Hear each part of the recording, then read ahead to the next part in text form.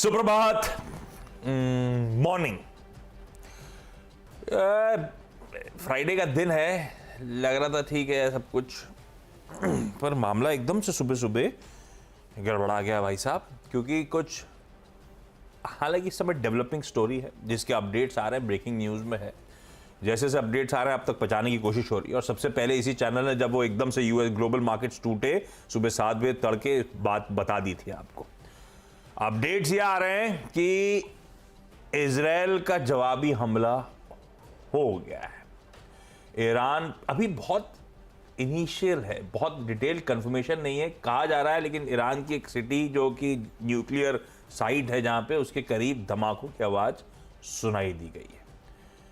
Plus थोड़ी देर बाद इन्होंने अपडेट दिया कि फिर फेरी में इराक और सीरिया पे भी धमाके सुनाई दिए।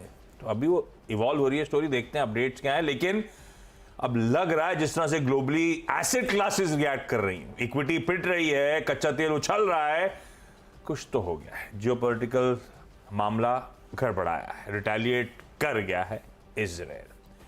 भाई पहले 24 घंटे पे रिएक्ट नहीं करा था तो लग रहा था भाई गर्मी ठंडी हो चुकी होगी, लॉजिक प्रिवेल करेगा। पर जिस तरह से इजराइल के मिनिस्टर्स, उनके खुद प्राइम मिनिस्टर के स्टेटमेंट्स आ रहे थे कि हम बदला तो लेंगे, जवाबी कार्रवाई करेंगे। वैसे ठीक है यार, आपके देश के ऊपर कोई मिसाइल दाग दे, 300 ड्रोन और मिसाइल, तो अब मेरे पास कुछ भी हो बचा लूँ अपने आप को, लेकिन किसी ने तो मेरी सॉवरेनिटी पे हिट करा है, तो ये रिटेलिएशन था तो बनता। अब इन्होंने क्या जवाबी हमला करा और क्या रिप्रिकॉशंस हो गया वो पता नहीं, और वही अनसर्टनिटी जो है अब बिगाड़ेगी बाजार का मूड। गिफ्ट निफ्टी 3.25 अंक गैप डाउन खुलने के इंडिकेशंस दे रहा है। एशिया सुबह से अब तक के बीच में मूड बिगड़ता ही चले जा रहा है। एशिया के सारे मार्केट्स प्लीज क्विकली स्क्रीन पर रखिए। निक्केई 1100-1200 पॉइंट के दबाव के साथ ट्रेड कर रहा है, 3% का कट है निक्केई में, यानी कि जापान के बाजार में। कॉस्पी 2.5% कमजोर, हैंग सेंग 2% दबाव में। यह हाल है पूरे एशिया के पड़ोसियों का, जिनके मार्केट्स खुल गए हैं। और ये नहीं, जो सो रहे हैं इस समय उनके भी फ्यूचर्स देखिए। यूएस के फ्यूचर्स, डाउ इस समय 450 पॉइंट दबाव में, एसएनपी और नैस्डैक 1 से 1.5% कमजोर फ्यूचर्स इस समय ट्रेड कर रहे हैं। और क्योंकि मिड ईस्ट की बात है तो कच्चे तेल के बिना कहानी पूरी नहीं होगी। कल हमने छोड़ा था कच्चा तेल 86.5 ब्रेंट के भाव, और अब आ गया 90 पे, $3.5 का जंप आ गया एकदम से सुबह, इसी मिड ईस्ट के क्राइसिस के बीच में, जियोपॉलिटिकल एस्केलेशन की खबरों के बीच में। पता नहीं पिच है या मेरे को लगता है फुटबॉल फील्ड पे खिला देंगे आज। दिखाइए स्टेडियम, ग्राउंड सब दिखाइए। ये आ गई आज की पिच, है तो वही वाली रख दी। अपना कैमरा बदल नहीं सकता क्या? अपन घासी में मैच करते हैं आज तो, साइड में। हाँ साइड में। क्या करा जाए भाई, अभी तो वेट एंड वॉच है, देखना चाहिए। अभी तो देखना चाहिए एक्चुअली। आज तो मतलब हाँ। पिच का अंदाजा लगाना बड़ा मुश्किल है कि पिच कैसे टर्न करेगी। बादल छाए हुए हैं एकदम, बारिश बहुत तेज हो सकती है, हो सकता है मैच ही ना कर पाए आप। तो मेरे ख्याल में सिचुएशन इस समय बड़ी वैसी है, क्या करें, ओपन पोजीशन वाली है, कुछ भी हो सकता है। तो थोड़ा इंतजार करना चाहिए, क्योंकि अगर ये मीडिया रिपोर्ट अब धीरे धीरे लोग कंफर्म कर भी रहे हैं, कितना बड़ा है, लिमिटेड है, छोटा है, ये सब देखने के बाद जब ये सर्टेन हो जाएगा तब आप तय कर पाएंगे कि ये एस्केलेशन हो रहा है कि नहीं हो रहा है। लेकिन मार्केट ने रिएक्ट कर दिया एक्चुअली। आज आपको वो करना चाहिए ना यार, जैसे पहले करते थे अपन, मतलब जब भी ऐसा होता है दो कंट्री से कंपैरिजन, इनके पास इतने टैंक, इनके पास इतनी missile, assume nuclear weapon Arsenal इनका इतना, अभी होने लगा सब चैनल्स। अरे सब चालू हो गया है ना। वो तो आज थोड़ा माहौल गर्म कम होगा, क्योंकि आज हमारा फेज 1 शुरू हो गया इलेक्शन की वजह से, तो आज उस पर भी कवरेज होगा जनरल चैनल। नहीं, लेकिन जो जिनको इस तरह की खबरें ना, वॉर वाली खबरों में बड़ा इंटरेस्ट होता है, वो वाले चैनल लग गए एकदम 24 घंटे वॉर पे लगे रहते हैं वो। हाँ, वो पहले वो यूक्रेन करा दिए थे वो तो, और वो उसके बाद वो वर्ल्ड वार पे खिंच गया था, अभी इस पे फात पे ही हो गया है। तो खैर मुझे लगता है पिच आज थोड़ी सी गड़बड़ सी है, वेट करना पड़ेगा क्लैरिटी। और हाँ, अब गिरावट में, हाँ पता ऐसी रिटेलिएशन रिटेलिएशन आफ्टर रिटेलिएशन चीज़ें बढ़ती, जैसे यूक्रेन आपको याद होगा, तो दोनों के बीच में ऐसे ही छुटपुट शुरू हुए थे पहले, इधर घुस गए फिर उधर घुस गए, ये मारा। तो ये है मतलब अच्छी बात नहीं है ये, लेकिन हो रहा है ये दिक्कत वाली बात है। और यूएस को एक और मौका मिल गया है, एक और कंट्री को। यूएस के ऊपर एक मैं बता रहा हूँ, ये पीछे प्रेशर बना हुआ बोलना था। कुछ है, करता कुछ है। ये उसको रशिया को दबाने का, स्वीज करने का मौका मिला, उसको ईरान को दबाने का मौका मिल गया है। बट इलेक्शन टाइम में क्या इतना बड़ा रिस्क लेगा यूएस? पहले तो यही करा जाता था, दिखाने के लिए कि एक ऑलरेडी चल रहा है दबदबा। उसमें तो कुछ है ही नहीं ना, उसमें सिर्फ आर्सेनल देने, करना क्या है? उसमें कुछ कर भी नहीं पा रहे हैं। इसमें थोड़ा सा इन्वॉल्वमेंट पता नहीं भाई, ये हमेशा करते हैं, किसी और पे पिगी बैक करके गड़बड़ाते हैं। ये जो फार्स न्यूज़ है, ये फार्स न्यूज़, हाँ फार्स न्यूज़ ईरान की है, ये वहाँ से लिंक्ड है, ये मतलब गवर्नमेंट से। वो उन्होंने खबर को पुष्टि कर दी क्या? हाँ, फार्स न्यूज़ ने की कंफर्मेशन। मतलब अभी जैसे एक होता ना कि आप लोग स्ट्राइक आफ्टर स्ट्राइक हुआ ना, ये वन ऑफ में हो गया होगा, पोस्चरिंग के लिए आपने 2 दबा दी वहाँ पे। तो पोस्टरिंग में पहले कहा था कि यार ईरान की एम्बेसी को अटैक करा है, तो उन्होंने करा है, पता है 99% ड्रोन रोक देगा, ऐसी कोई क्रिटिकल इंस्टॉलेशन की तरफ अटैक नहीं करने की कोशिश करी थी, वो सिर्फ रिटेलिएट कर रहे थे। अपने लगा हाँ सही बात कर रहे हैं, अभी इराक ने इजराइल ने कर दिया, अपन फिर वही कर रहे हैं। अब ये फिर उधर करेंगे, तो ये एक चिंता की बात होनी चाहिए हाँ। मार्केट के लिए। हाँ, ये चिंता की बात है। और यार डेवलप टाइम से पता नहीं क्या हो रहा है दुनिया को। पहले लगता था कि ये नेक्स्ट टू इम्पॉसिबल है यार, 2 कंट्री इतनी सेन होंगी कि ऐसा नहीं करेंगी, पर होता जा रहा है। तो भाई साहब थोड़ा सा मुश्किल है। मैं एक काम कर रहा हूँ, जो सोच के आया था उन्हीं स्टॉक्स के साथ चलूंगा। आप जानते हो कुछ बचेगा नहीं, अगर कंफर्मेशन आता है, मूड बिगड़ता है, 300 पॉइंट गैप डाउन के साथ खोलेंगे तो क्या बजाज ऑटो चलेगा। पर अपन का काम है खबर बताना, आप उसको उसी तरह से लेना, खबर अच्छी है बुरी है। इवेंचुअली जब कुछ हटेगा तो सबको याद आएंगे किस कंपनी ने अच्छा परफॉर्म करके दिया था क्वार्टर में, या किसकी खबर अच्छी थी, वो सब इवेंचुअली। तो आज जरा सा ज़्यादा स्क्रीन पे एक्टिव ना होके खबरों पे देखिएगा, थोड़ा सा साइड में बैठ के अपडेट आने दीजिएगा, तब पता चलेगा। खैर मैं शुरू कर रहा हूं। लाया इन्फोसिस लाल था, लाल ही रखूंगा, क्योंकि जैसे नंबर्स आए थे अपफ्रंट क्लियर था यार, ये तो बहुत डिसअपॉइंटिंग परफॉर्मेंस है। डिसअपॉइंटिंग क्यों है? ये back to back second quarter होगा, डी ग्रोथ का, आय गिरेगी, सबको पता था, अनुमान भी कह रहे थे। अनुमान किसी का 0.3 था, किसी का 0.5% गिरने का था, किसी कोटक ने 1.5% तक गिराने की बात करी थी, तो वो एग्रेसिव लग रहा था मुझे कोटक। दरअसल 2% से ज्यादा 2.1% तिमाही दर तिमाही आय गिरी।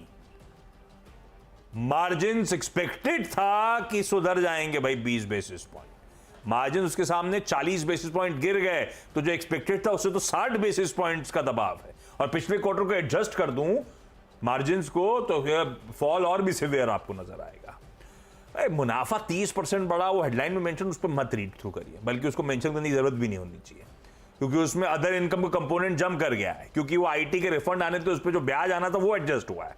तो इसलिए मुनाफे के नंबर पर बिल्कुल मत जाइए। कई जगह हेडलाइंस यही कह रही है मुनाफा 30% बढ़ गया। कोर परफॉर्मेंस देखिए खासी कमजोरी है। कुछ उम्मीद थी गाइडेंस से, भाई सब मान रहे थे साल की शुरुआत कंजर्वेटिवली गाइड करेगा, क्योंकि पिछले साल जितनी बार गाइडेंस दी थी नीचे करनी पड़ी थी, क्योंकि परफॉर्मेंस लड़खड़ाता जा रहा था। तो भाई सब मान रहे थे 2 से 5%, 3 से 5% गाइड करेगा। भाई ने 1 से 3% गाइड कर दिया। ये तो मैंने किसी रिपोर्ट में देखा ही नहीं था। क्या प्रॉब्लम क्या है, क्यों इतना गड़बड़ हो रहा है? आसान शब्दों में डिस्क्रिशनरी का एनवायरनमेंट ठंडा पड़ा हुआ है। लार्ज डील्स बहुत सारी बैक कर रहे हैं, क्यों नहीं परकुलेट होनी? क्योंकि लार्ज डील्स में सबने रोक रखा, हाथ खींच रखा है। अभी हम लोग स्पेंड नहीं करना चाहते, तो खर्च नहीं कर रहे हैं, तो इनका रेवेन्यू नहीं मोबिलाइज हो रहा। किसी टीसने से तो अपनी ऑपरेशनली दिखा दिया जलवे, मार्जिन एक्सपैंड करके, इनका तो मार्जिन भी कोलैप्स कर गया, मतलब गिर गया। तो गाइडेंस ठंडा है। अब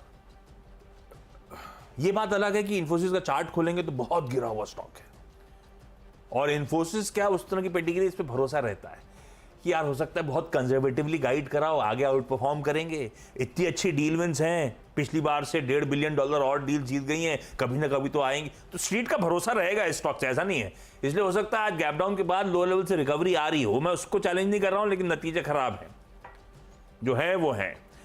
ये डील विन तो बहुत टाइम से चल रही है, लेकिन वो क्वार्टरली रन रेट पे इंपैक्ट नहीं कर रही है, तो वो कन्वर्जन तो नहीं हो रहा पाइपलाइन का। तो पिंच ऑफ सॉल्ट के साथ रखिए। अच्छा खासा करेक्टेड स्टॉक है, वो बात अलग, नंबर्स खराब है। बजाज ऑटो अच्छा परफॉर्मेंस है, पर ऑलरेडी चला हुआ स्टॉक है, लेकिन कोई कंप्लेंट नहीं है नंबर्स से भाई साहब। आय में 30% का जंप है। ऑटो कंपनीज की आय से ज्यादा अपन को देखना ऑपरेशनल परफॉर्मेंस। मार्जिन्स, EBITDA 34% उछला। मार्जिन सब मान रहे थे 50 बेसिस पॉइंट बढ़ जाएंगे, 19.3 से बढ़ के 19.8 आएंगे भाई साहब। 80 बेसिस पॉइंट मार्जिन बढ़ गए, 20.1% पे आए। और क्यों आए? लेवरेज का प्ले, प्रीमियमाइजेशन जो हो रहा है उसका भरपूर फायदा मिल रहा है, और यही प्रीमियमाइजेशन इसको आगे भी मदद करेगा, क्योंकि इनकी कॉन्फ्रेंस कॉल खुद ही कह रही है प्रीमियम सेगमेंट आउटग्रो करता रहेगा, और बाजार का मार्केट शेयर उधर तगड़ा है। प्रीमियमाइजेशन का फायदा मिला था, आगे भी मिलेगा। मुझे लगता है अच्छा नंबर है। अब आज चलेगा नहीं, ये बात अलग है, मूड खराब रहेगा तो, लेकिन अच्छी कंपनी, अच्छे नंबर्स, स्ट्रेंथ चार्ट्स में सब कुछ ठीक है इसके फेवर में। आईसीआईसीआई सिक्योरिटीज हरा करता हूं, क्यू ऑन क्यू, भाई क्यू ऑन क्यू देखना चाहिए लॉजिकली ब्रोकिंग कंपनी को। 17% आय में और मुनाफे में 15% का जंप है। बाकी सारे वेरिएबल्स, कैश मार्केट का शेयर साल दर साल 170 बेसिस पॉइंट्स बढ़ा, डेरिवेटिव मार्केट का शेयर 100 बेसिस पॉइंट्स बढ़ा, कमोडिटी मार्केट का शेयर 100 बेसिस पॉइंट्स बढ़ा। हर आंकड़ा ठीक ही लग रहा था, इंटरनल्स अच्छे लग रहे थे, इसीलिए आईसेक को ग्रीन रखा है। पर ये ग्रीन हरा सिर्फ रिजल्ट्स को पर्सपेक्टिव में रख के, ना कि वो ग्लोबल संकेतों के बाद बिगड़ते समीकरणों के बीच। ये ध्यान रखिएगा, आप सिर्फ वॉच करिएगा, आज छोड़ दीजिएगा। 3 हो गए मेरे। चक्कर है सब ग्रीन ग्रीन की खबरें हैं। हाँ, करना होता तो आज बैंक ठोक देते, हम आईटी ठोक देते, करना होता तो दिखा देते वो कच्चे तेल से ओएनजीसी वगैरह हरा कर दो, ये सब मतलब नहीं था उसका। ओके, टाटा मोटर्स, और इसमें कल एक रॉयटर्स ने खबर चलाई, हालांकि उन्होंने भी सोर्सेस के हवाले से खबर चलाई कि JLR की जो इलेक्ट्रिक कारें हैं वो कम टैक्स लग रहा है ना आजकल, इंपोर्ट ड्यूटी कम, उसका फायदा उठाते हुए मस्त साहब को जो फायदा मिला है वो सबको मिलेगा, ब्लैंकेट सबको मिलेगा, तो इधर ला के वो बेचने की योजना बना रहे हैं। अच्छी खबर है इनके लिए। जब आप वॉल्वो XC40 खरीदते हैं तो उससे अच्छा ये खरीदो। जब वॉल्वो कितनी महंगी आप खरीद लेते हैं तो उससे अच्छी कितनी की चलेगी। Volvo की XC? 50 लाख 60 लाख 50 लाख की तो Hyundai की भी है, अच्छी लगती है, लेकिन आई से कुछ नाम है, हाँ, आई से कुछ नाम है, अच्छी लगती है लेकिन बहुत महंगी है। एनियोस, नहीं, पता नहीं। चलो खैर, तो एक आइकॉनिक नहीं पता, आइकॉनिक नहीं, आयोनिक, हाँ आयोनिक। तो टाटा मोटर्स इस खबर पे अगला स्टॉक है धानुका एग्रीटेक, इनको लिया है। धानुका एग्रीटेक इसलिए लिया है कि इन्होंने आज देर रात एक्सचेंज पे दिया कि 2 नए प्रोडक्ट इन्होंने लॉन्च किए हैं। एक लानेवो करके है, एक बायो फर्टिलाइजर है माइकोर सुपर, जापानीज कंपनी जो निसान केमिकल है उसकी मदद से इन्होंने बनाया है। क्रॉप की यील्ड बढ़ाने में ये प्रोडक्ट काम आएंगे। और बाकी जो स्टॉक जरा दिखाओ धानुका ना, क्या है यार, क्या है, चले यार, जब मूव आ रहे हैं स्टॉक, बहुत इंटरेस्टिंग खबर है, एक तरफा मूव चले जा रहा है स्टॉक का, एग्रीटेक 3-6 महीने का जो भी स्टार्ट है। खैर हाँ, तो दूसरा ये, तीसरा ये है एमको एलिकॉन, इनके रिजल्ट्स आए थे, नंबर काफ़ी बढ़िया है, 31% सेल्स बढ़ी है, मुनाफा 52% बढ़ गया है, और एबिटा लेवल पे 24% की ग्रोथ देखने को मिली है। इंडस्ट्रियल स्टॉक है, ऐसे ही रिजल्ट इसके आते ही हैं, तो इसको भी ध्यान में रख सकते हैं। ग्रीन में 3 हो गए मेरे भी। लाल में है ओरिएंटल होटल्स।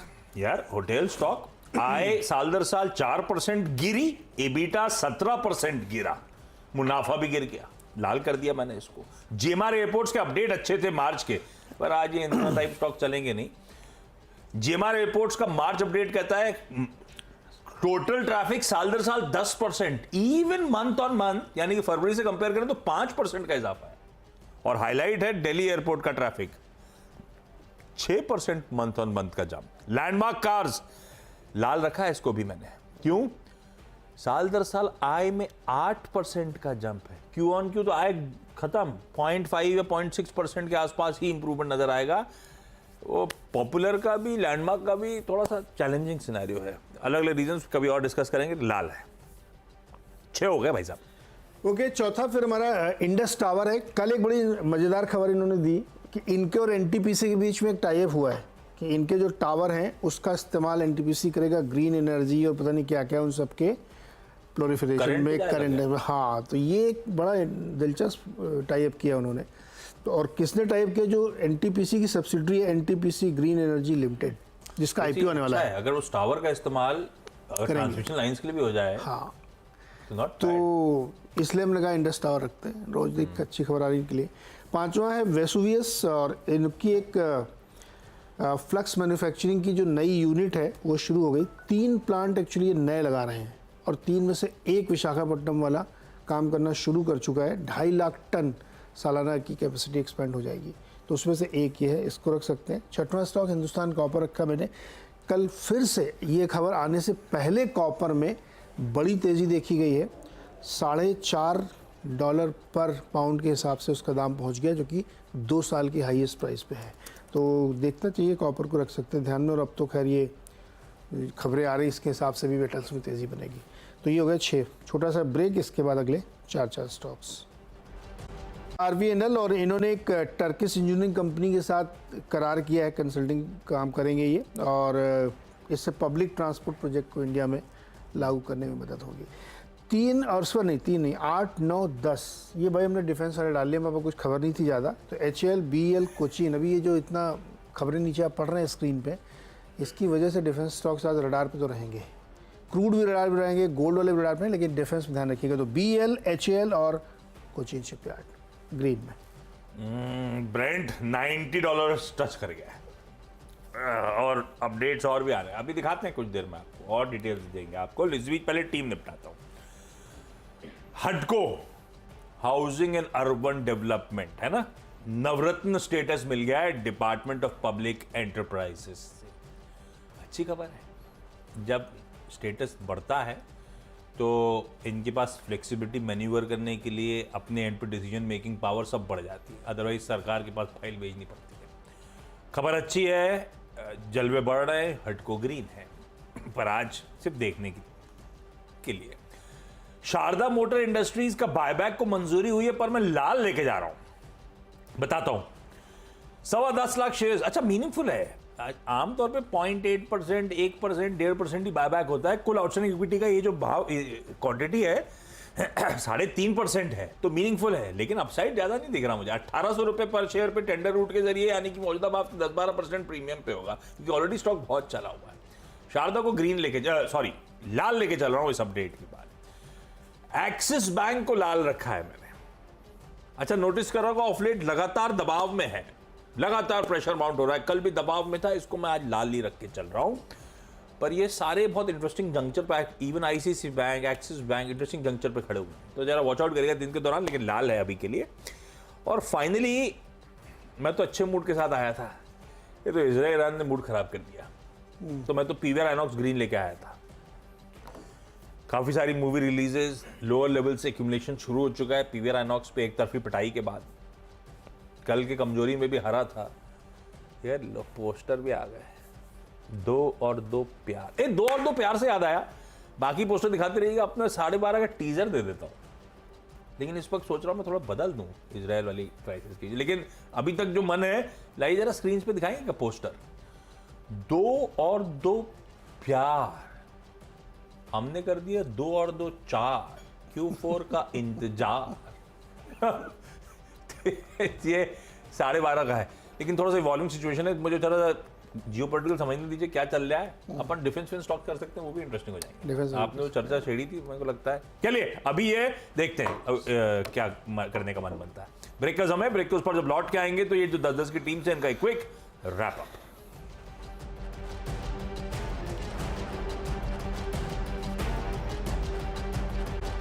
ब्रेक के बाद आप सबका स्वागत है। मेरी 10 की सीधा सौदा की टीम अब आप लोगों की स्क्रीन पर आएगी। यार जिस तरह की खबरें थी कल रात तक की, उसी पे टीम है। ये जो बदलता जियोपॉलिटिकल तड़का और मूड बिगड़ रहा है, उस बीच आप सिर्फ वॉच करिए स्क्रीन को, इस टीम पे ज्यादा तवज्जो मत दीजिए। ट्रेड लाइक दिन नहीं है, आप जानते हो। खैर, कमजोर परफॉर्मेंस में इन्फोसिस लाल था तो बजाज ऑटो हरा था। ICICI सिक्योरिटीज का अच्छा परफॉर्मेंस था, इंटरनल्स मार्केट शेयर गेन्स के भी अच्छे लग रहे थे, ग्रीन था। ओरिएंटल होटल साल दर साल आए, EBITDA, मुनाफा सब गिर गया। GMR एयरपोर्ट्स का मार्च अपडेट फिर से स्ट्रांग आया है, मंथ ऑन मंथ ही 6% के आसपास दिल्ली एयरपोर्ट का एयर ट्रैफिक बढ़ गया। Landmark cars disappointing Q4 update है, साल दर साल 8% Q1Q कोई ग्रोथ नहीं, इस तरह के रेवेन्यू आउटलुक आ रहा है। हडको को नवरत्न स्टेटस मिल गया है भारत सरकार से, इसीलिए ग्रीन था। एक्सिस ग्लोबल संकेतों के बीच और वैसे ही स्टॉक ठंडा पड़ रहा है हिंदुस्तान में, कल भी प्रेशर में था, लाल रखा है। शारदा मोटर के बायबैक को बोर्ड ने मंजूरी दे दी है, लेकिन बहुत ज़्यादा मीनिंगफुल अपसाइड अब दिखता नहीं है, शायद क्योंकि ऑलरेडी बहुत अच्छे मूव्स स्टॉक ने एंजॉय कर रखे हैं। पीवीआर आइनॉक्स आप लोग का मूड ठीक करने के लिए आज फ्राइडे और बहुत सारी रिलीजेस हैं।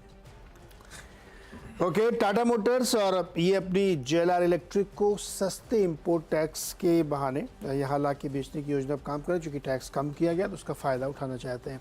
धानुका एग्रीटेक ने 2 नए प्रोडक्ट लॉन्च किए हैं, जापान की कंपनी निसान के साथ मिलकर डेवलप किए थे उन्होंने। एमकॉन के रिजल्ट अच्छे हैं Q4 के। इंडस टावर ने एक टाइप किया है एनटीपीसी के साथ मिलकर कि अपने टावर का इस्तेमाल ये ग्रीन एनर्जी के ट्रांसमिशन में करेंगे। वेसुवियस ने अपना एक नया प्लांट कमीशन कर लिया है विशाखापट्टनम में। हिंदुस्तान कॉपर, इसलिए कॉपर की कीमतें अब फिर 2 साल के हाइस पे पहुंच गई हैं। आरवीएनएल ने भी एक टर्किश कंपनी के साथ समझौता किया है और HAL, BL, कोचिन जैसे स्टॉक्स आज रडार पर रखने चाहिए जियोपॉलिटिकल तनाव की वजह से।